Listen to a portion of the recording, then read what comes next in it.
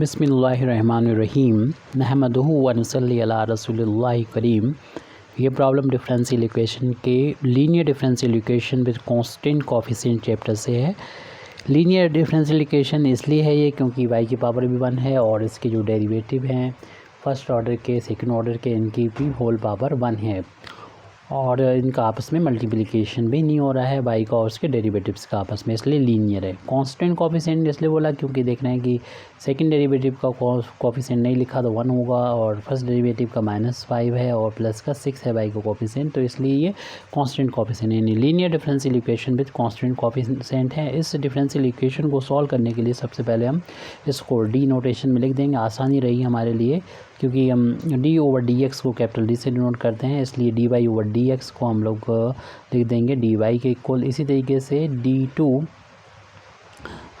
लिख देंगे d2y/dx square को लिख सकते हैं d2y लिख सकते हैं। तो हमारा जो गिवन डिफरेंशियल इक्वेशन है इस तरीके से कन्वर्ट हो जाएगा, यानी d² माइनस का 5dy प्लस का 6y is equal to e⁴x।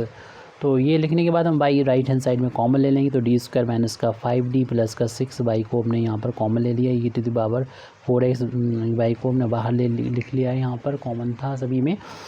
Operator ये हमारा तैयार हो गया है और ये डिफरेंशियल इक्वेशन हमने ये बना ली है, तो आसानी से हम इसका सॉल्यूशन लिख सकते हैं। इसके लिए हमें पहले कम्प्लीमेंट्री फंक्शन फाइंड करना होगा, फिर पर्टिकुलर इंटीग्रल, दोनों को ऐड कर देंगे सॉल्यूशन आ जाएगा। और इसका कम्प्लीमेंट्री फंक्शन निकालने के लिए इसका हमें लिखना होगा it's axillary equation, axillary equation लिखेंगे इसका।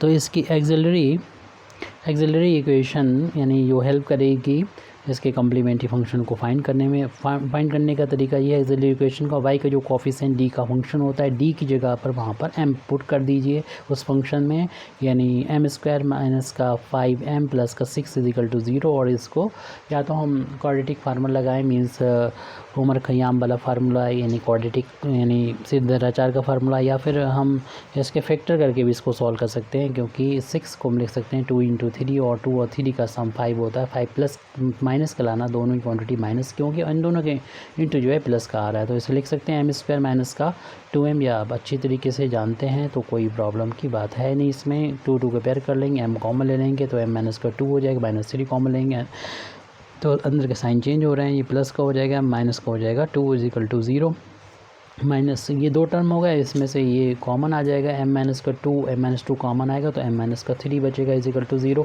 इसको जब फैक्टर को 0 के बराबर रखेंगे m की वैल्यू 2 मिल जाएगी, इसको 0 रखेंगे 0 के इक्वल तो m की वैल्यू 3 मिल जाएगी। तो m की 2 वैल्यू मिल गई हैं, तो इसके करस्पॉन्डिंग हम कम्प्लीमेंट्री फंक्शन लिख सकते हैं। c1 e⁻m की जो वैल्यू मिली है वो, और इसमें इंडिपेंडेंट वेरिएबल x से मल्टीप्लाई कर देंगे। c2 e⁻ ये दूसरी वैल्यू मिली है वो लिख देंगे, ये m की डिस्टिंक्ट वैल्यू होने पर इस फार्मूले का हम लोग इस तरीके से कम्प्लीमेंट्री फंक्शन लिखते हैं। अब हम पर्टिकुलर इंटीग्रल की बात करना है, हम लोगों को वो निकालना है जो कि 1/, में आप जो गिवन डिफरेंशियल इक्वेशन इस फार्म बदल गया था, तो y का जो कोफिशिएंट d का फंक्शन होता है उसको लिखेंगे, यानी d² माइनस का 5d प्लस का 6, और राइट हैंड साइड में जो भी था e⁴x था उसको यहाँ पर e⁴x लिख देंगे। और इसको आपको मालूम है कि सॉल्व करने का तरीका क्या होता है कि इसमें देखिए x का जो कोफिशिएंट है वो 4 है, तो 4 यहाँ पर m की कोई भी वैल्यू नहीं मिली थी, तो d की जगह पर आप 4 रख के इसकी वैल्यू को फाइंड कर सकते हैं, क्योंकि आपको फार्मूला पता है 1/fd और e⁴ax होता है। तो जहाँ पर भी आपको d नज़र आए वहाँ पर x को कोफिशिएंट a रख दिया जाता है और बाकी ये e⁻x लिख देंगे, तो इसका सोल्यूशन हो जाता है। बस शर्त इसकी ये होती है, कंडीशन ये होती है f की वैल्यू 0 के इक्वल ना हो, वो यहाँ पर नहीं हो रही क्योंकि इसके 2 फैक्टर आ रहे हैं, वो 2 और 3 हैं, 4 नहीं है। तो इसमें x कोफिशिएंट जहाँ पर भी d मिले वहाँ पर 4 रख देना है, माइनस का 5 × 4 और प्लस का 6, और ये e⁴x था वो ऐसे ही रहेगा। और इसे सॉल्व कर लेंगे हम लोग, जो कि 16 माइनस का 20 और प्लस का 6, और ये हो जाएगा 22 माइनस का हो जाएगा 20, और इनका डिफरेंस आ जाएगा 2, ये 2 आ जाएगा, और यानी 1/2 e⁴x हो जाएगा। ये पर्टिकुलर इंटीग्रल की वैल्यू, इसको सॉल्व कर लेंगे यहाँ पर रख के, उसकी वैल्यू को यहाँ पर लिख दिया। अब इसका जनरल सॉल्यूशन लिख सकते हैं, अपने डिफरेंशियल इक्वेशन का general solution, the general solution of given given differential equation ऐसे लिखना हो तो y इज इक्वल टू होता है complementary function plus particular integral.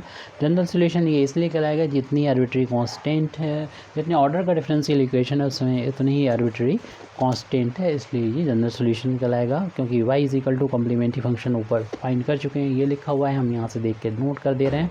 आप देख लीजिएगा पीछे c1 e⁻2x प्लस का c2 e⁻3x plus particular integral की वैल्यू आ चुकी है 1/2 e⁻4x। इसे लिख के यहाँ पर जनरल सोल्यूशन लिख दिया आपने डिफरेंशियल इक्वेशन का। Thank you very much Indeed for listening me व आखिर दावाना अल्हम्दुलिल्लाहि रब्बिल आलमीन।